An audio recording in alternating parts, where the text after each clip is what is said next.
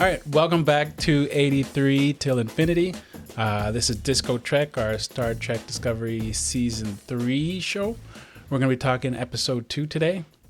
Everybody's watched it. Everybody has thoughts. For anybody who doesn't know and is listening, we have a prediction pool up in the Star Trek Discovery subreddit. Check that out. You can email us at... our email is in the show notes, so check that out if you want to leave us an email, or check out our anchor.fm page if you want to leave a voicemail. Tell us why we're wrong and know nothing about anything. We'd love to hear it. I'm very excited to hear all of the angry feedback. General impressions of episode 2.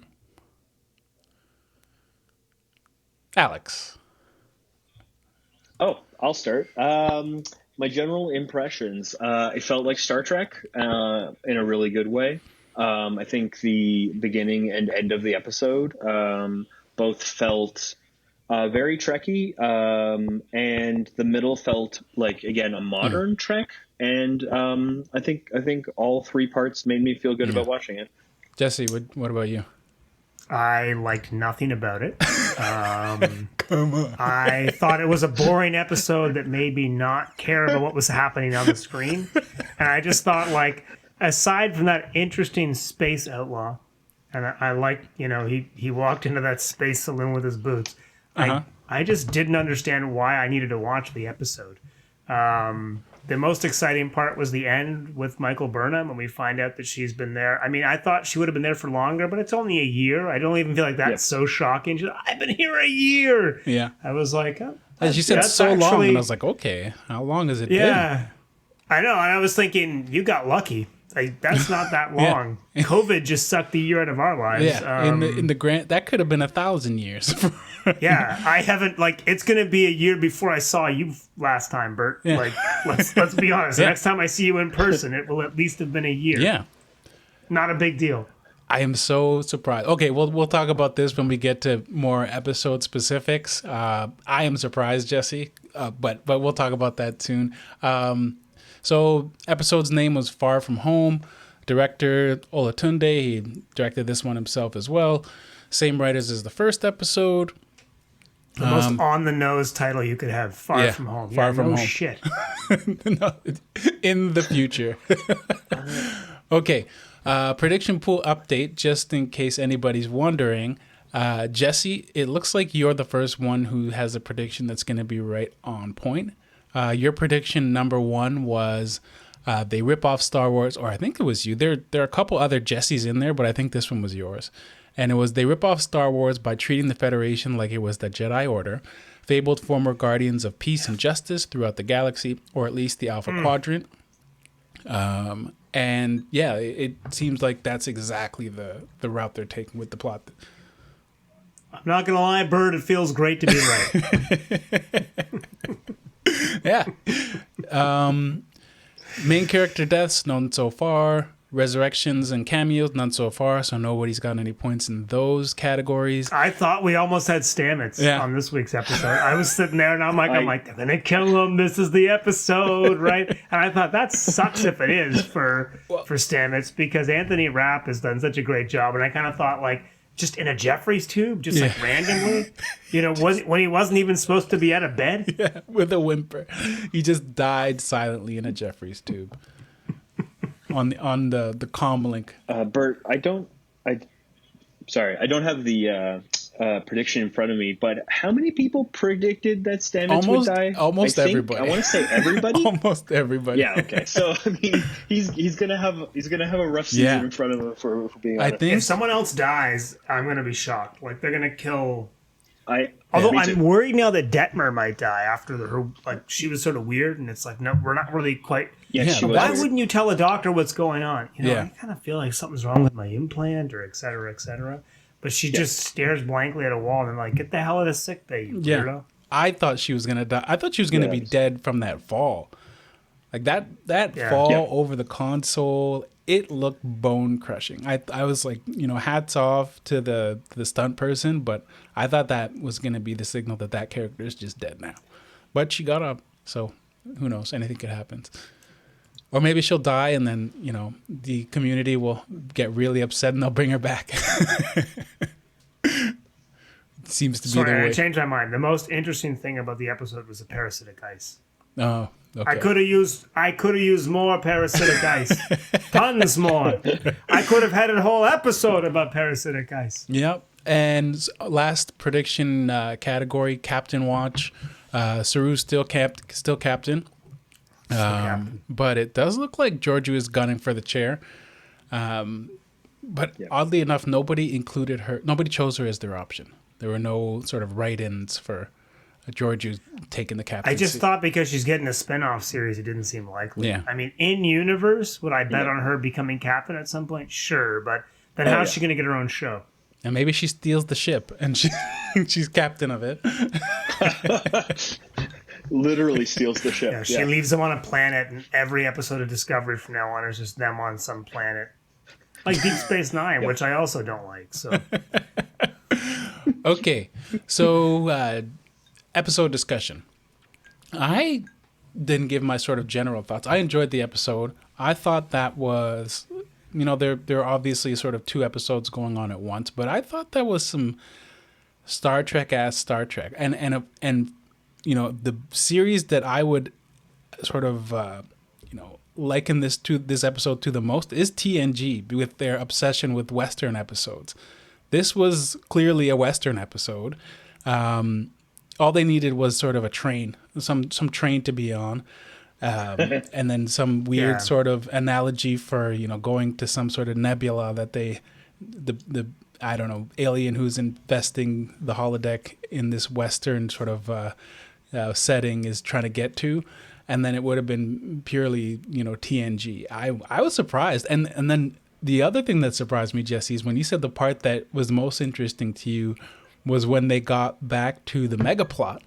Because, I would have expected you to be more into I changed my mind. I said the parasitic ice. Oh, that's true. The parasitic ice. I changed my answer. That could have been a good episode. Parasitic ice. We've never explored that before. Yeah. What does it do? What are its intentions? What are its motives? I don't know. You know what? I mean, I get the Western stuff is fun, but I'm just saying I'd watch A Fistful of Datas 20 times before I'd watch that episode again. Okay. If you want Western Star Trek. Yeah. Okay. Fair. Data as the entire town's population. It'd never go wrong. There's a million Spiner femmes out there that agree with me. Oh, yes. And he's going to be in every series in some way. They're just going to find ways to shoehorn him in because... Yeah, I'm going for that Spiner femme demo. Man. Yeah. That's my demo. But, I love the Wild West sort of... And I think I called that one, too, from the preview because they show... sort of the half doors in the preview, and I was like, "Is this some sort of Western episode?" And then there was a guy behind the counter. I was like, "Is that a bartender?" And it's like, "Man, it was a bartender, and it is a space saloon." So yeah, and the character is Zare, the outlaw. Yeah, I thought that character was really well done as well. He did. The actor did a great job. Yeah, that was a good. Yeah, I also love that he felt like a Go classic ahead. 90s TNG bad guy. Yeah. I did love that they kept him alive for, no reason at all. Just so that he could come back later and, be a thorn in their side.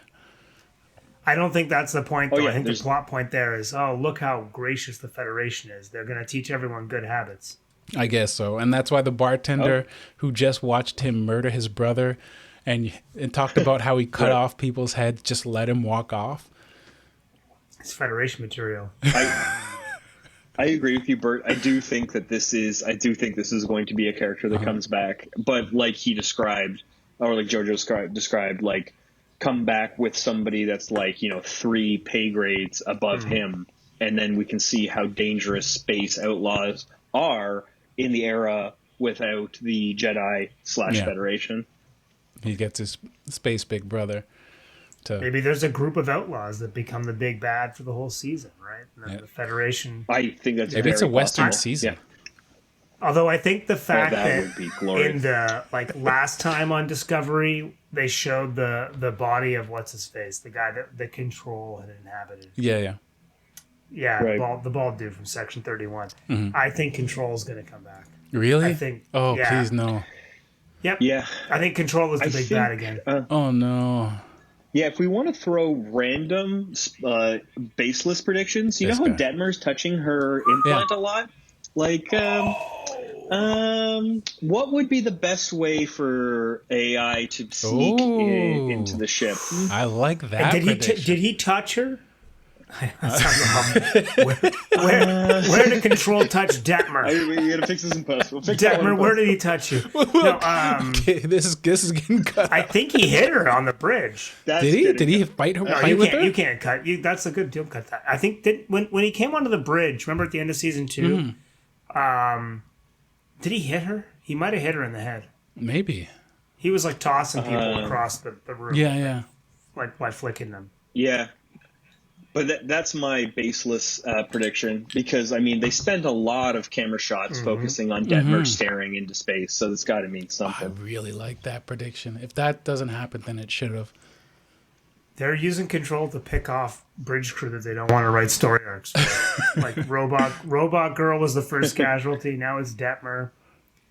How was that chick with the dreadlocks, man? I'd be getting worried.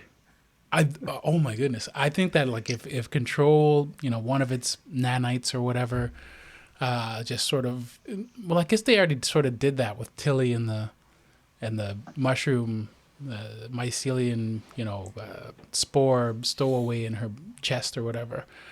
Yeah. So it would be kind of lame for them to do it again immediately after. But I mean, it's very possible. One of these things. Commander. Yeah, because look, they really made like. Why would they show us that again? Yeah.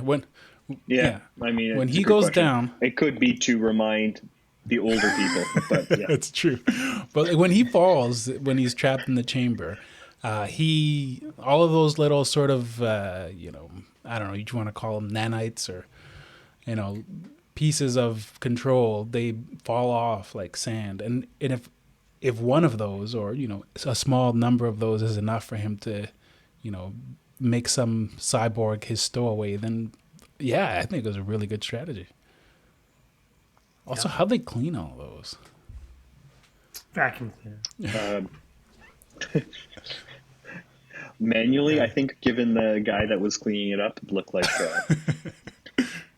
Yeah. he's doing it the old And fashioned like, the way. mop. it's funny because when they fall off him, he kind of has his shape, but he was picking up bits. Mm-hmm. Like, you know what I mean? Like, it looks Yeah. like they just kind of fall off a guy's body. Yeah. But when he was cleaning them up, it was just chunks of human. Mm-hmm. Like it looked like he was shoveling bits of that guy into a waste paper basket. Right. Well, she did stomp him after he was already dead. Like that was the looking at her boots scene where she had squished him into goo. Oh, I forgot about that. Yeah. Good for her. Yes, I'm sure she was very satisfied by that. All right, let's get to episode talk. My other general point was that I finally figured out the Tilly character and her, exuberance, and I figured it out because I saved Lower Decks until the season was finished, and then I just started binging it with my wife, and I'm watching it. I'm like, oh, all of these characters are Tilly. Tilly is a Lower Decks sort of cadet who is not really good at anything, but is very, I guess, smart or did well in the academy. That type of character who's somehow like never should have been on the bridge and somehow found herself there. Like she shouldn't be on the bridge for like another decade until she's, paid her dues. But because there are only 15 people or so on the Discovery, for some reason she's thrust into the limelight. And I think I understand the character more in that light. Do you like her more, or does that just make you feel like I think still shouldn't be on the bridge? I still think that she shouldn't be on the bridge. I don't think it's very safe, but I didn't think Wesley should have been on the bridge either. Like she reminds me of Wesley in the sense that, I think that character, the actress, I just think of her as Tilly now. But now that I think of the role this way, I feel like that role was miscast. I feel like the person should have been, 10 years younger, maybe 5 years younger. Because because she's the right age to just be a regular officer. Yeah. But it's like she even got a late start in yeah. Starfleet. Yeah. Yeah.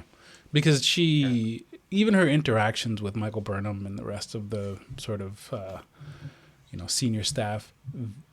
It's supposed to be as though she is, bright-eyed and bushy-tailed sort of youngster who's looking up to them. But then she looks as though she's the same age as them all. So it's kind of confusing. And I get that, maybe she had this is her second career or something. I don't know. But even if it were, if it's her second career, then she had a first career. And so some of the shine should have been rubbed off. Some of the, innocence should be gone, and she should be more cynical and jaded, like all the other people her age. Yeah. I don't like Wesley Crusher, and I don't like her. But I mean, she deserves to be there more than Crusher. Well, yeah. I'd take Tilly over Wesley Crusher. No one mistake me on that. I'd take Tilly 1,000 times before I take Wesley Crusher. But yeah, she's not my favorite character. Yeah. Alex, I see your camera's going crazy, but don't worry. I'm just gonna overlay it with your recorded camera. It's kind of funny. It's all over the place. No problem. I'm not sure exactly what's happening there. But onto the Tilly Wesley Crusher sort of character. I mean, I actually don't like Tilly, but I think that's on purpose. I think I think that we're not supposed to like her. I think she's supposed to be annoying. Obviously, that's her biggest character trait. She's annoying. Mm-hmm. But I mean, I think she's stretching herself as, like you said, she's a background person. She's in charge of fixing one capacitor in one area and now she's really stretching herself. And I think the person that I'm really rooting for is her stretching herself and being the better character than the annoying character that she really is. Okay. I like that perspective. Growth. You're rooting for growth. Yeah. Yeah. Okay. I get I'm rooting for her. Yeah. But then I think I still agree with Bert. I think it should have been cast better. Yeah, I think you need someone young who's. I just think this actress isn't closing the loop for me on this. I just don't I don't enjoy watching her scenes. But I think you're right. It's fun to see someone grow. Yeah, I think if even if the role was played the exact same way, and the person playing it was this actress when she was 16 or whatever, that would have communicated to me immediately what this character was supposed to be. Mm-hmm. Whereas it was a little bit more confusing this time, but the lower decks really cleared it up for me. And it's okay, these are Tillys. Everybody here is a Tilly. Okay, in different forms of Tilly, but a Tilly nonetheless. Okay, so the first thing I wanted to talk about, or the only one from the episode that I actually wanted to play is this. Is he big or free up to getting? We will get further using the common tongue. So, pigeon. I knew you were going to bring this up because this was one of your comments on the first episode. Yeah. I saw that and I was like, oh, Bert latched onto this. Yeah. So they have a pigeon. They hired a linguist, I guess, to make them a language, which great. You can hear some English words in there, and they're in the wrong order, and then there's whatever else. I'm just happy that it exists because it was ridiculous to think that over the course of 900 odd years, the language did not change at all, and the universal translator, picked everything up without a hitch after 900 years without a software update. But here's the problem. The fact that, two things. First thing, Book.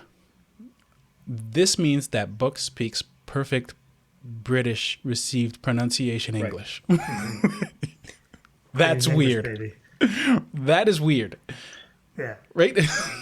Why does he speak perfect English with, not a colloquialism dropped after 900 years? Either it's an oversight or, he's a plant. Maybe it's not a coincidence that she, in all of space, popped in somewhere 900 years later and smashed into a ship. Maybe, he was sent there. You ever think of that? Maybe he's from the past. Maybe Yeah, he's he's a from plant. like Oh, from the 1500s. He's a wizard, He's and he's taking refuge in the future. he's working for control, but Yeah. against his will. So Yeah. he really regrets what he's doing, but he has to do it for, I don't know, to save his family or something. So he's a plant. It's gonna be, episode 10. We're gonna find out about it. That's my new crazy off the wall prediction. The other problem that I have with it though is that, if a pigeon isn't just a pigeon English or a pigeon common tongue that developed over some number of years, is enough to baffle the universal translator, that lowers my sort of expectation for what the universal translator is able to do. No, because it's not as though Saru was able to follow a couple words. It seemed to just be baffle gap to him, and he was like, "Okay, guys, let's just speak common so that we all know what's going on." And also, does that mean that everybody in the universe is speaking common in actuality and not being translated by the universal translator? This is like, Did they ever call it the common tongue? Saru just did. I don't think. I know, but that's weird. It's like, how does Saru even know that they weren't speaking? Like, it's like he's just like, it's like he really knew. It's like he was a local and he was like, guys, let's speak the common tongue. Yeah. But that means that there is a common tongue, and that it's not just the universal translator translating everything, and that also it's Saru speaking 90 plus languages, which they kept going on about in season number 2 and 1. Yeah. Wasn't able to pick up on it at all. Yeah. Even with that's why he had to learn other stuff though, because he was obsolete. The translator took his job. Yeah. Those items for the release of Osir and Tilly. We shaving here, dye our hair, Parker in here, all pay to get it. Tay being time, Theko. Tay having Zerthos. Is he bigger free up to getting? We will get further using the common tongue. Any captain with some miles on him, even of a Drache captain with no pigeon. Yeah. Any captain with some miles on him with no pigeon. Any captain. Come on.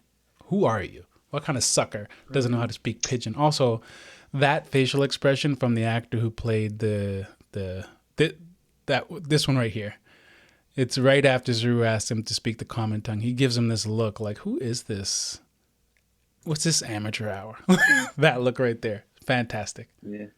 I'm with you, Bert, on the confusion about the universal translator. Like, a lot of our gaps when everyone's in hallways speaking to each other is assumed to always have been the translator. But if there is a common language, is there like an in-between that the universal translator is better at? Is, like you said, is this a software problem? Because I don't think 900 years would really change something as comprehensive as the universal translator has been extremely comprehensive. Like there's been a couple of times like in TNG where it didn't work, and then people are trying to do it the old-fashioned way. And like you guys said, them making a lot of hay about how many languages they know in the last couple of seasons. Also, I don't understand the writing of the scene. I really don't understand why. Like I like that they're throwing in more alien languages. I think it's cool for sci-fi, but I don't exactly know what they're setting us up for here. Are there going to be a lot of different languages that we're going to get subtitles for? I think so. Like, if you remember, the beginning of Discovery was very subtitly. Like the very beginning, there was a lot of Klingon, and it felt cool. Yeah, and it felt good. And I don't know if this is sort of like, I don't know if they felt like that was successful or they want to go back to that where like a lot of the aliens are speaking alien. I don't know, but I think it's an interesting point. I think we're headed for the cantina. I think this is the most cantina we're getting. I think we're gonna get more cantina. I don't know. You think so? I think we're gonna get more cantina too. Yeah, I think we're gonna go somewhere and there's gonna be like 25 aliens. Someone's gonna get their arm cut off for sure. Someone's gonna speak in a bad French accent because I think they're just ripping off Star Wars now. But you guys saw? I don't know if you guys watched the like 5-minute video. I found that video where they like compare all the, and it's not very well edited, but it just shows you all the parallels now between Star Trek Discovery and the Star Wars. Well, like, saga. so I agreed with a lot of those, but I think that also so much of Star Wars has just become sort of a trope at this point that, like, Sure. any series has, like, a giant monster thing that looks sort of like a worm or some crap. But no, some of the other ones were, it was pretty spot on. I loved, the Finn and Michael Burnham crashing down and climbing through the sand / whatever the heck she was on. It looked like it was just a remake of the same movie, to be honest. Yeah. Right. Okay. Help us, Michael Burnham, your only hope. Yeah. The hope is you. The hope is you, Michael. The hope is you. How can we say your only hope in a different way? And the writers are like, no, the hope is you. That's it. It's gold, Jerry. I'd love it if it, like, in 20 years it turns out that the writers team, they went on a bender and forgot to come up with a plot, and they were like, let's just rip off Star Wars and change it a little bit. It's like, think we could get away with that? We can get away with anything. It's space. No, nobody's watching. The Mandalorian comes out after the 3rd episode. No one's gonna care. Okay, so Alex, let's move on to your points. All right. Well, the first, as I said earlier, the beginning of the episode, the thing that I really liked was after Detmer successfully navigates them and does what sounds like a very complicated maneuver to save the ship. That everyone on the bridge crew looks at her and they clap. Like that. That to me was a very Star Trek moment. There are people that go way past, way beyond where they normally are, and save the entire ship and save the entire crew. And a hand clap. And she looks very impressed. And I think that she did something that was very technically difficult, and it made me very happy to see everyone clap for her. I really felt like I was with them. I was going to clap. Like, I was sitting there in my house being like, yeah, you did it, Detmer, and you saved us all. Like, I thought it was a really nice moment. So do you think that means that, like, they wanted to, highlight how great she was before they kill her off? Are you worried now? Because I mean, that's still my current prediction is that she's harboring some kind of horrible virus. But I do think that again, a couple of the nonsense things that she was saying when they were flying were again frustrating. Very Star Trek language. I'm rerouting Discovery. Like, what is Discovery's unresponsive? Like, I mean, those things are nonsense. Like everything. When she does get control, exactly. When she does get control and she does save the entire ship, I was with them. I was really happy for her. I think they did a great job. Yeah, I think so too. I think it was a fun scene. Watching them crash land the ship. It was it looked like I know that they're just gonna fly off and the ship will be fine. I feel like if you take a spacefaring vessel into atmosphere and then crash land it on a bunch of rocks and ice, probably not flying again. But you crash it through an asteroid first, so directly through an asteroid first. I think through multiple asteroids, and again, like, only for her fancy flying was the only reason that they managed to get there at all. Yeah. How could I forget about these? Yeah. Yeah. Just why are they? Now I got to know, like, why are they even clapping for her? Because they're like, she's like, boom, I hit one. Boom, I hit another one. Straight through. They're like, great job, Detmer. Good job. You're We're a not genius. Dead? I can't believe it. You flew straight into the asteroids and then straight into the planet. What did they clap for? She's like, I have no control over the ship. Yeah, I mean, I hear you. I think that the crashing through the first couple asteroids, to be fair, was when she was still quote unquote rerouting Discovery, whatever that particular means. It would have been funny if they had us all started clapping and then she's like, thanks. And they're like, you didn't do anything. Applauding gravity at this point. Yay, gravity! There's one person on the bridge who's just like, why are you clapping? That was terrible. We could have landed safely. But yeah. I wish I was on the Enterprise right now.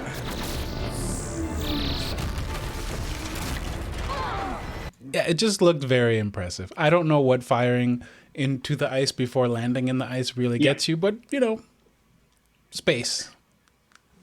I guess it gets you not dead. Yeah. Otherwise, they'd be deader. Yeah. Got those 3 short phaser bursts. Yeah. Without that, they're all dead. Even if it were 2 or 4, had to be 3. Yeah. 4 would have been too much. Yeah. 4, they would have gone right to the planet. Exactly. You'd never do 4 bursts. Never. They call that the Janeway maneuver.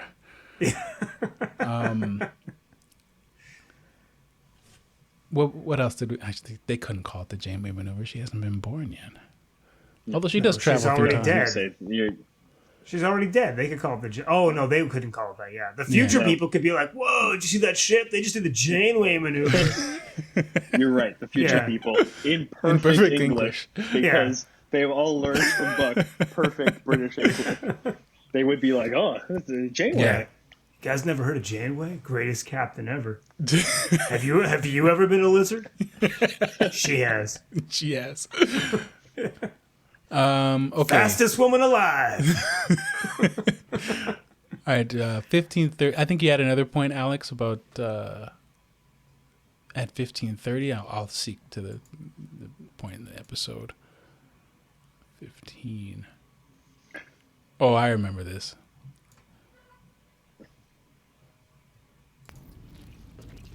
Are there other relevant details you've gathered thus far? Not much.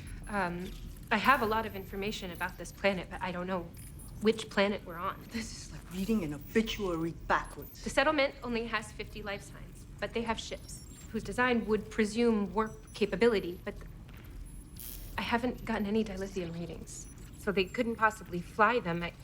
I don't understand, but they have warp and they have ships, so that's one common mutual. Should we get the command training manual, or can you find your own way to making a point? Oh, this is right. We all are Georgiou right now. We're all her right now. Yeah. It's like, come on. Kill her, Philippa.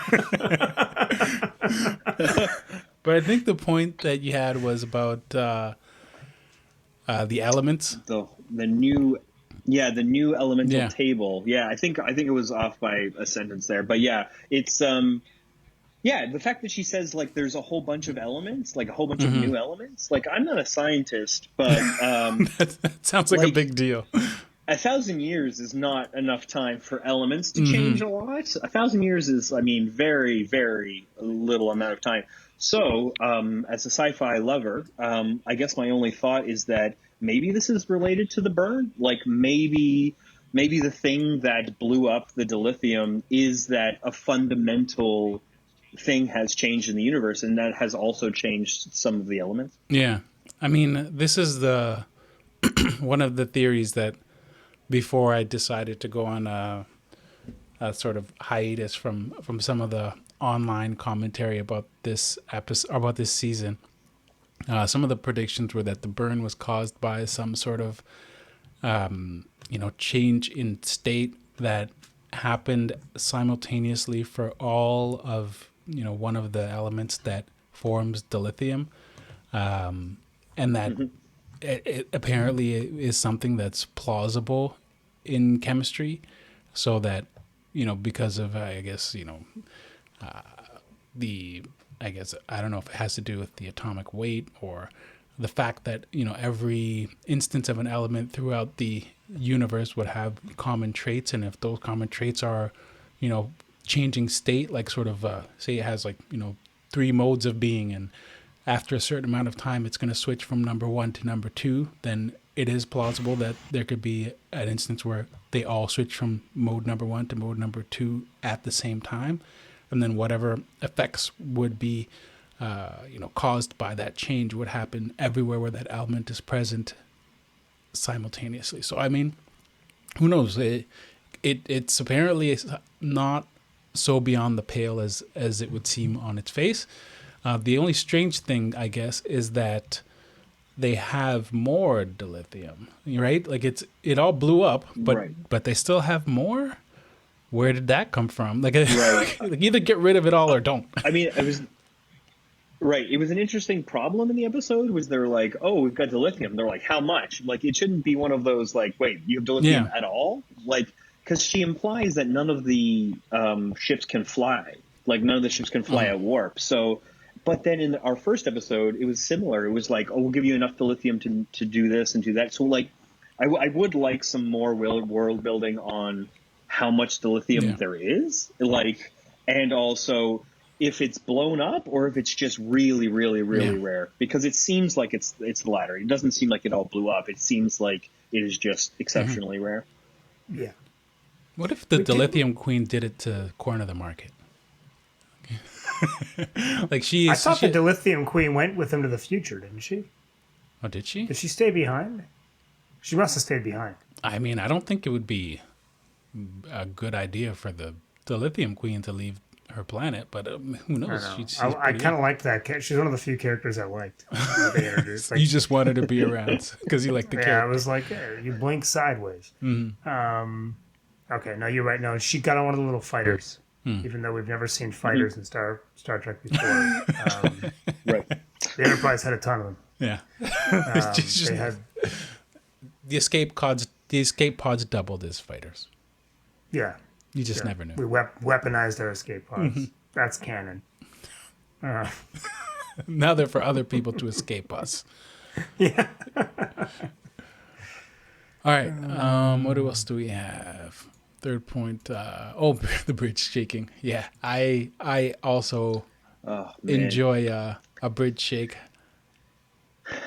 Like the capstone of the episode was not just the parasitic ice, and we did it. We got rid of the ice, which is like the most Star Trek thing that you can do. It is when they all look at each other and do the bridge shake as they're trying to escape the ice. The bridge shake will always be great. I love it, and it's maybe the most Star Trek thing of all the Star Trek. And Hold us steady, Lieutenant. Hold us steady.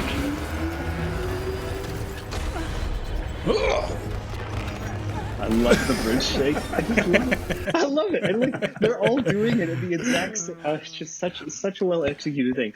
And if we're sort of like looking at the other science fiction, watching and loving The Expanse and seeing what space would probably actually look like, the bridge shaking does remind me of a science fiction that's easier and that's more fun, and it's less about like everyone turning to goo every time you make a small maneuver, and it just reminded me of the old silly ways that they pretended to be emotion, and I really like it. I mean, I think if you're gonna be serious space show, you gotta have crash couches at this point. Like you can't not have crash couches, because it's just if your inertial dampeners are not up to the task of stopping that sort of impact, then I feel like a lot of the impacts that happen in space would be a lot more violent than some parasitic ice falling on your ship. And everybody would just be, splattered against the wall of the bridge. I think there would be a lot of catastrophic.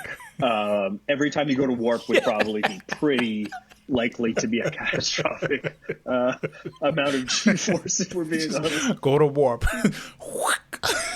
Everyone's goo. That's what really happens when you go to warp. You don't turn into a lizard. You just turn into goo.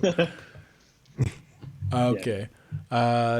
Jesse, do you have any like timestamps or anything that you wanted to talk about, or did you just hate it so much that because I watched the episode like an hour before we did this. But first impressions, I didn't like it. I didn't like. I mean, like, again, the banter, the banter, the writers. I mean, I feel like the writers in this show feel like they're just really clever. Like, especially like there's a part where Philippa says, it's like reading an obituary backwards. I'm like, is that something that anyone says? I feel like someone, I don't know who wrote that, but they're like, that sounds so cool. And they're like, and she'll say it and she'll sound all badass. And it's like, that phrase barely makes any sense. That's not something people say. Yeah. And like, I feel there's a lot of that in this show. There's always these really like badly written lines that people thought were going to sound really, that I feel like somebody thought was going to sound really cool. Yeah. A lot of like, oh, this sounds just like Aaron Sorkin. My quick bantery dialogue that.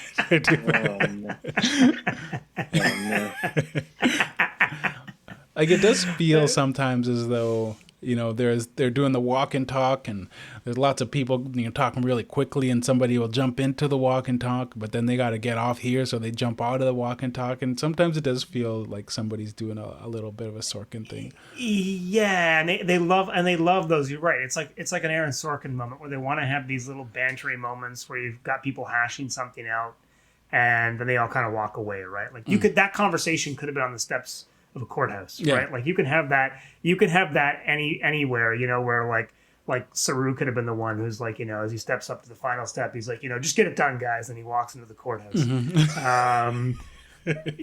I don't know. I feel like that's my overall problem with this episode, which I didn't really have. I had things that I picked at for the first episode, but I feel like the first episode kind of had like a rounder arc to it. Like I thought like it made sense. It told a bit of a story. This, I just thought like you've put these, they almost felt like little vignettes that they like strung together to make an episode. And I didn't care about any of them individually. I think that was the problem, right? They had like little sort of like mini, and this is endemic, I think, to this entire series, is that there's little pieces from each episode that could be an episode, but they don't spend enough time on any of the component parts to make me really like invest in what's happening. It's, like they have the thing with Stamets, then they have the thing with the ice, then they have the thing with, what's going on with Detmer? Is that an episode? Is that something that's happening? And then they have the Wild West scene in the bar that people warp into. I agree in the sense that I would have been happy with, no parasitic ice. They had a crash landing. They're on a planet, and then the Wild West scene gets, another 30% of the episode taken away from the parasitic ice and the back and forth banter and the Georgiou stuff. Like I think that it would have been a better episode to me if they fleshed out more of what's going on in the universe by having more discussions with the saloon sort of folks before they killed the one who wanted to be in the Enterprise or in the Federation. Yeah. I think that would have been that, and maybe that's because the old man longing for like the TNG 90s era style Trek episodes, and that would have been one. But I do think it would have given me what I wanted insofar as I want to know more about what's happening in the universe right now. Yeah, I guess my problem is that I just think like let's compare this to the upcoming show that we're going to watch on Friday, which is The Mandalorian, right? There's some really good standalone episodes of The Mandalorian, right, where they tell you a story, Absolutely. Right? So you can have a show that has sort of this overall arc, and again, Disney. I'm sure Disney has better writers than CBS, but it's Disney, right? They've got everything, right? Or they've got algorithms that just do the writing for them. But whatever, I feel like they like. You can tell me a story. Like I am really interested in this universe that exists 900 years in the future, but I feel like they're just like they're not really exploring it. Like they could have done more. They could have told enough. Like they could have had a richer story. I thought the first episode, even though I had problems with it, was better at sort of like setting the sort of doing a little bit of world building, setting the scene for me. I had problems with it at the same time, but. Like, I want to know more about what's going on. I'm with Alex, too, on the burn. I hate how... We discussed this, Bert, when we were talking about the first episode. Book is like, you don't know what the burn is? When Michael Burnham asks. She's like, what's the burn? He's like, what? You don't know? You freaking idiot? And then she's like, no. She's like, what is it? And he's like, I don't really know. Something like that with you. Nobody's really sure. It's not really clear. I'm surprised you didn't know about the vague thing that I can't even explain. Yeah. Idiot. But you know what I mean? Why can't we just know, why can't you build a world where you tell us stuff and you explain things that are interesting instead of making us wait for some pale payoff at the end of the season that I'm not going to be satisfied with? I'd just like to know, what's kind of happening here? And you could have done it with conversations. You could have just had the Wild West episode with a little bit of tension, without dividing yourselves between, like, I feel like in TNG that episode would have all been about what was happening in that saloon, right? With very few cutaways. Yeah, absolutely. With very few cutaways to what's happening on the Enterprise, right? And those cutaways would have been via probably to carry the story a little better and make it a little more cohesive. Those cutaways would have been because Picard was like, Mr. LaForge, can you give us an update? And then they would have cut to Geordi because Picard was in the bar with the space cowboy. Let's be honest. Right. The cutaways would have been about the side plot because Alexander's not doing his homework. That would have been the cutaway. Just a random Alexander plot. I wish we hadn't had an episode where, like, Worf was suspicious that Barclay was into his son. Oh my god! Like he wasn't, man. And then like we had to learn not to treat like single men as like creeps, right? So there was like a bit of a moral, but like Worf is really concerned the whole time that like is Barclay a creep? He's not. It turns out Barclay's fine, but they're just there's that tension though. Is he? Isn't he? There's a TNG episode. Don't we think it writes itself? Don't we think that Worf would have just killed him before asking any questions? This is the guy that drinks warm prune juice at night. He's not killing anybody. He's not a real. He doesn't buy into toxic Klingon culture. That's true. Yeah, that might be true actually. I mean, there's something like, why can't we have an episode about how toxic Klingon culture is? There's so many things we could be doing with Star Trek now. You know what, Alex? Let me get your take on this. We talked about it last week. There was a great opportunity I think they had, and they blew it with the Kelpians, to have like a discussion about like meat eating, right? Like actually talk about like right. what's ethical here, right? Like where do we draw the line? What's inherently wrong about, if it's all about intelligence, then like is that the only thing that makes it all right to eat something because it's too dumb? Mm-hmm. You know what I mean? Like, and I think like that would have been a really interesting discussion to have, and they blew it with the Kelpians because they're like, actually they're not eating the Kelpians, they're just culling them en masse, because if you let a Kelpian get old enough, it grows spikes that can shoot from its head. Right, and they're super dangerous. And I did like that Saru used his head spikes. Yeah, in this episode. Yeah, I was going to mention that the head spikes specifically. I think my hot take on like what more we could talk about in like what more Star Trek Discovery could make us feel bad about. Like meat eating is definitely something that I think you're right that they absolutely could have taken the moral authority on, and I think that probably is the right thing to do. I think science fiction. One of the best things that science fiction can do is look at the absurdity of decisions that we're making now and like try and put them in a theoretical perspective, and then make us reevaluate, like you said, like meat eating, like if the threshold's intelligence. And I do think it was a missed opportunity. Now onto the actual head spikes. I mean, not gonna lie, loved them. I did think it was. I think it was a bit quick to these head spikes. Like you got the hang of them fast. Maybe a little punching, like maybe a couple of like soft blows before the head spikes. But I think that as I was saying to Bert, like the prosthetics on Saru, like he just looks incredible. Oh, yeah. Like he looks like an alien. He's very believable. I really, really, really like him. It's funny because like my antipathy towards most of this show is balanced a lot by some of the really high quality characters they have. I really like Michael Burnham. I like Sonequa Martin Green. I think she's doing a great job on the show. I like the character. I like the character. I even like the character's backstory. I like the whole I wish I liked in the first season how much they leaned into she's this rogue. She was a traitor. I love that. She's a mutineer. I love that whole sort of like backstory, and I think she did a great job aside from the Vulcan stuff, which I think is confusing. I completely agree. I like the rest of it, but Saru is up there, maybe like in mine now, like maybe like top 10 characters. Saru's a fantastic character, and Doug Jones, the prosthetics and the acting and the movements and the care he's taken into crafting that character, it's phenomenal. Yeah, it's maybe the best regular alien crew member ever. Mm-hmm. Oh, yeah, I think he absolutely is. I don't even think anyone comes close. Like, I really do think that that you're absolutely right, that he is just he's well acted, and he's just so believable that you never stop to think that he's anything but an alien captain that represents everything good about Starfleet. Like he is the best captain. He's the TNG captain. He's like the old school captain. Like he's the best that we can be together. I want to know more about the prosthetics, because this is the scene, like we're showing the scene where he uses the head spikes, and he sort of turns around and he's about to shoot them at one of the bandits, I guess. I don't know what to call them. And it's clear by the expression on his face that he's pissed off. Like he has an intense, angry expression on his face that isn't normally there.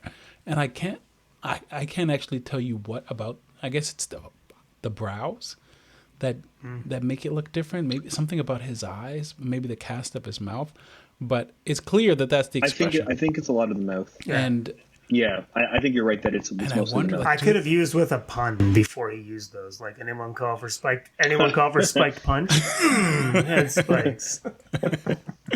Or it could have been after. He could have just been like, "Don't drink the ale, boys. It's been spiked." Yeah. Especially if he had missed like half the quills, because like he just doesn't use it very often. So like they're all just in the back of the bar. They've all missed.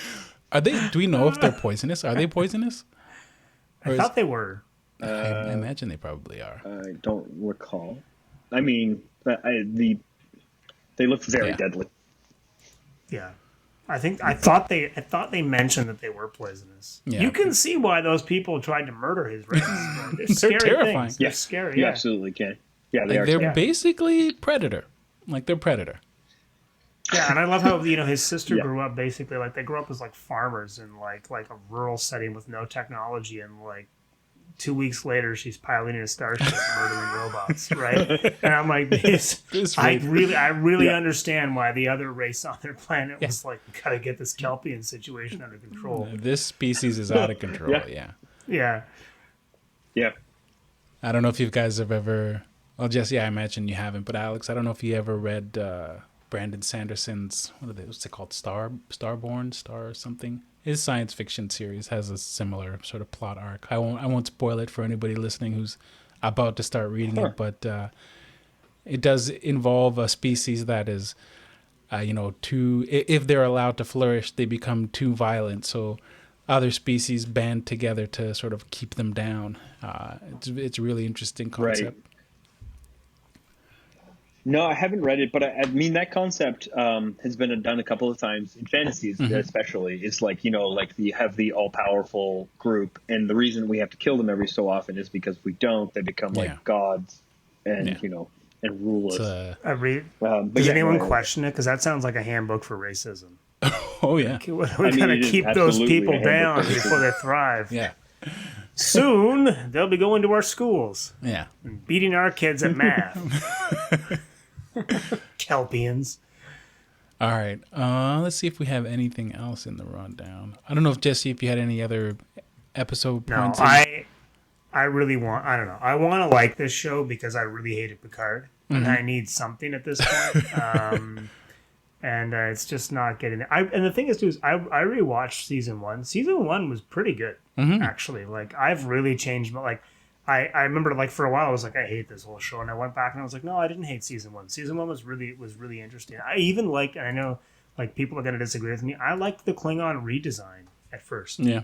It just made it interesting. Like I just thought, like it kind of highlighted the fact that these are aliens. They're not just.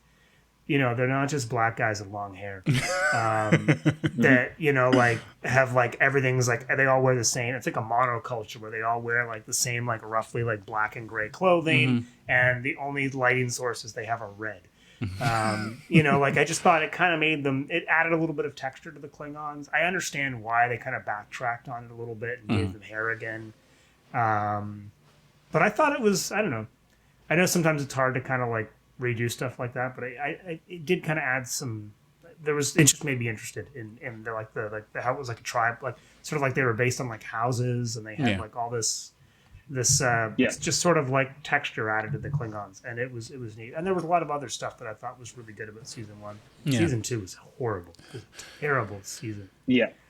Yeah, I'm really with you, Jesse. I think season 1 is really, really good Star Trek, and I'm also with you on the redesigns. I think it was even to go so far as I think it was bold to do some of the redesigns that they did. Yeah.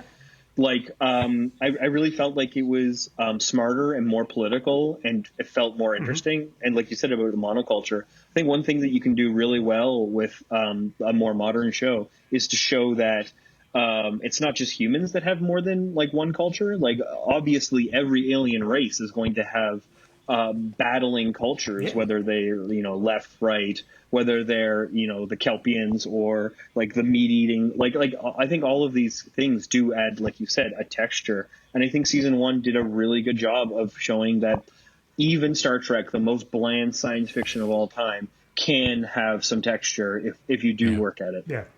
I think that I think that they're gonna walk back the Klingon redesign. I think I think they're gonna introduce some sort of the genetic experiments to allow the Klingons to infiltrate the humans, cause some sort of phage that spread throughout the Klingon society, so that you, after a century or whatever, you end up with Klingons who look like Worf. And, they don't quite look as Klingon as the Klingons from the beginning of season 1. But they'll sort of walk it back. I'm sure that it's gonna happen at some point. Maybe. They're already on their way there. Like, they've got hair. Like, they already look a little bit toned down. Yeah. Like in season 2, and the ship design. Like, they had the regular what is it? What's the sort of the D? Like the regular sort of Klingon warship. They had those again. What's it called? It's a D. It's a D class or something. I don't know. Whatever it is. Starts with a D. They had those back. So I think you're right. They're in the process of walking all those changes back. Because I don't mind. Like, I have no problem with changes. It's like, if you make a bold change and it actually makes sense. Like, if you're not making an emotional decision about what a Klingon should look like and how you feel about the old fashioned design, but you actually think like objectively about it. The new design made a lot of sense for me. It made sense to make them aliens, right? Instead of, again, like just black guys with long hair and beards. Yeah. And Christopher Plummer. And Christopher Plummer. Okay. So next time, what do you guys there's a little, next episode sort of preview. Any predictions for what we're going to see? Essentially you see, they all get back together and they hug Michael, which of course they're going to do. Then there's a shot of the Earth, so they're going to go to the Earth. Everybody's smiling. There's somebody in a Jeffries tube. I don't know who she is, but this is the scene that was in the trailer for the season, right? This short-haired person in a Jeffries tube with futuristic writing. She's doing something. She's doing something with holograms in a Jeffries tube. It looks furtive. Her gestures are furtive. Yeah. She's doing something secret.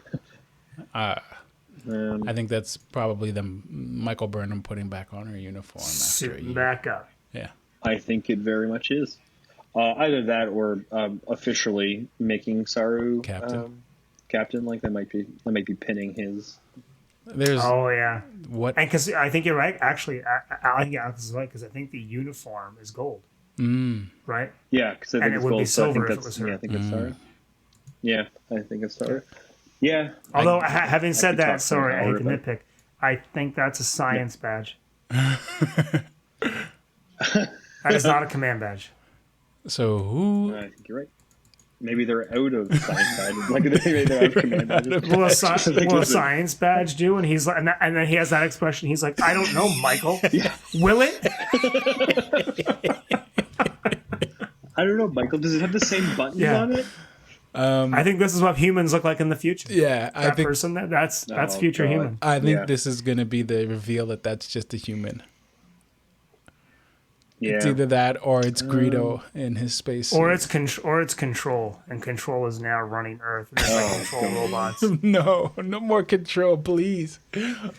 I mean, I did say that I think that they're going to just go back into AI just nonsense, but I guess I would like maybe a season where the aliens are just aliens and like they're bad, and maybe they're brigands and rogues like we were talking about earlier. Maybe they're space pirates. That would be great for me, because I would like that rather than it being an AI consciousness, nanotechnology, pyramid scheme kind of system. But they've announced that Patrick Stewart's going to guest star in at least one episode as Picard, and I think there's an AI angle there.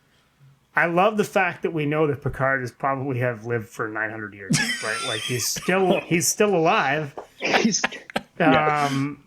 guess, the android body was good for something. That's him. Oh, that's going to be him. That's going to be his intro. I am the man that never dies. I don't know how to fly these futuristic ships.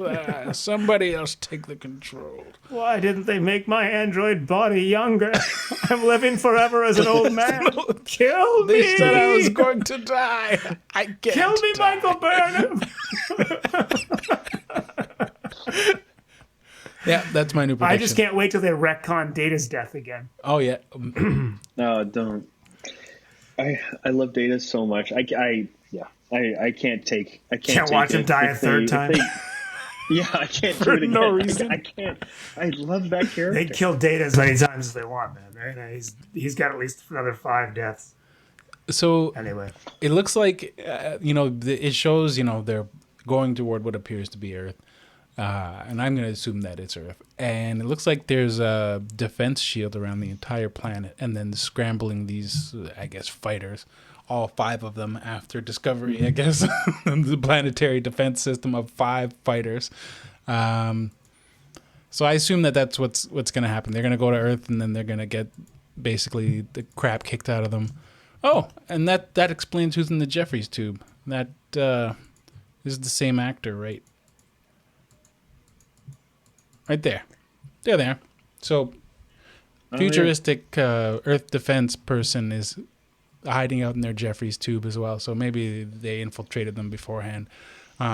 It's kind of weird because they seem to be very concerned about Discovery, where you would think like if the U.S. Navy detected a naval warship from 900 years ago off the coast of California, I don't think they would be that concerned. I